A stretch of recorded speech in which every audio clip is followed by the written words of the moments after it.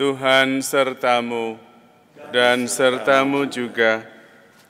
Inilah Injil Yesus Kristus menurut Matius.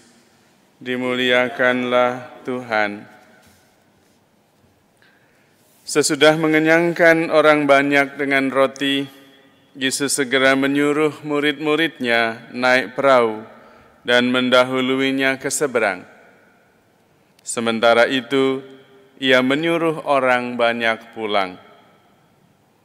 Setelah orang banyak itu disuruhnya pulang, Yesus mendaki bukit untuk berdoa seorang diri. Menjelang malam Ia sendirian di situ. Perahu para murid sudah beberapa mil jauhnya dari pantai dan diombang-ambingkan gelombang karena angin sakal. Kira-kira pukul 3 pagi, datanglah Yesus berjalan di atas air kepada mereka. Melihat Dia berjalan di atas air, para murid terkejut dan berseru, "Itu hantu." Lalu mereka berteriak-teriak ketakutan. Tetapi Yesus segera menyapa mereka, katanya, "Tenanglah, ini Aku. Jangan takut." Lalu Petrus berkata, "Tuhan, jika benar Tuhan sendiri, suruhlah aku datang kepadamu dengan berjalan di atas air." Kata Yesus, "Datanglah." Lalu Petrus turun dari perahu dan berjalan di atas air mendekati Yesus.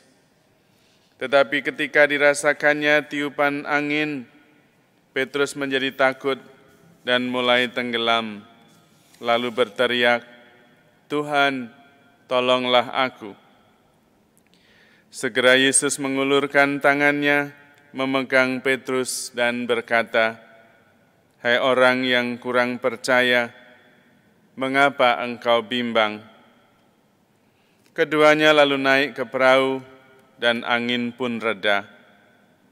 Orang-orang yang ada di perahu menyembah Dia, katanya, "Sesungguhnya Engkau Putra Allah."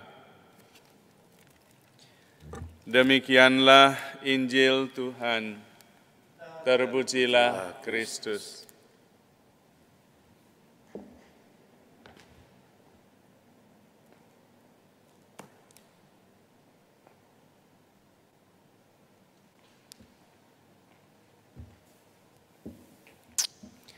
Saudara-saudari terkasih, kalau seorang nelayan atau beberapa nelayan takut dan khawatir akan gelombang, berarti memang gelombangnya besar. Karena mereka berpengalaman terhadap angin dan gelombang. Jika tidak berbahaya, mereka tidak akan ketakutan. Dan itulah situasi para murid yang di dalam perahu tanpa Yesus. Di dalam ketakutan itu, mereka lupa bahwa Yesus pasti akan menolong dan datang tepat waktu. Itu adalah gambaran akan kehidupan kita. Di dalam kehidupan kita, kita juga seringkali dilanda rasa takut menghadapi persoalan-persoalan yang besar. Dan kita menyadari bahwa kemampuan kita menghadapi persoalan itu tidak mencukupi. Dan karena itu kita khawatir, kita takut, kita gelisah.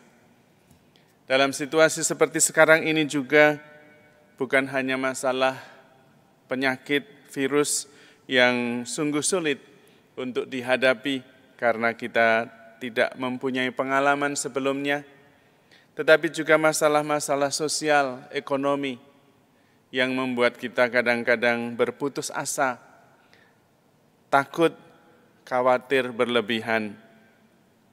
Namun, kita bisa belajar dari Injil hari ini bahwa di dalam persoalan-persoalan itu, di dalam gelombang-gelombang kehidupan itu, ada Yesus berjalan di atasnya.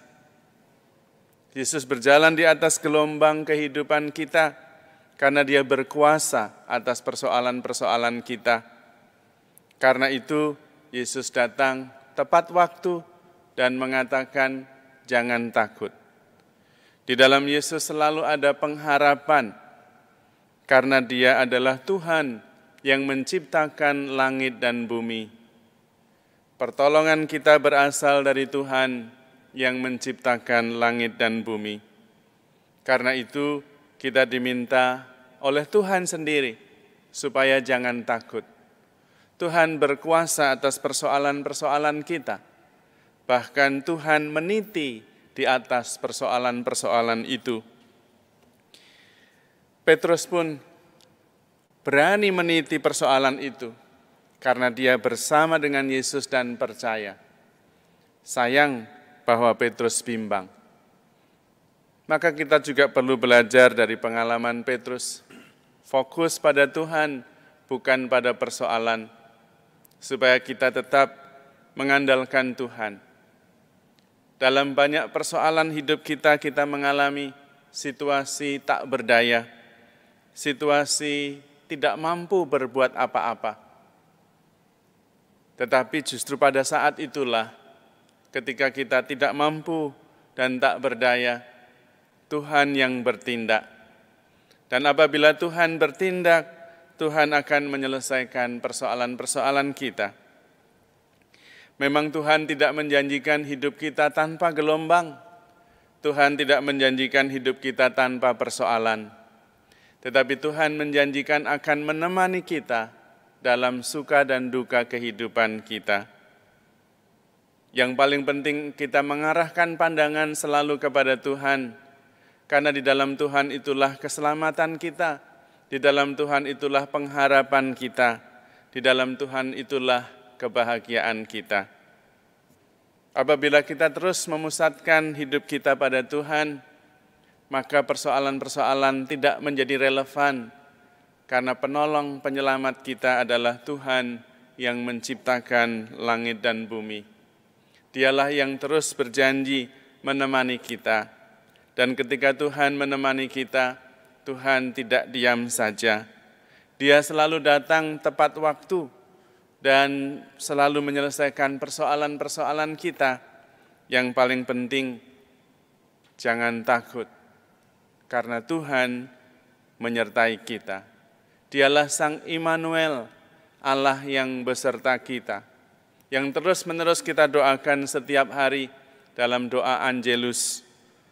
Sabda sudah menjadi daging dan tinggal di antara kita. Apakah kita sungguh-sungguh percaya ketika mendoakan Angelus itu, atau sekedar kebiasaan saja tanpa penghayatan?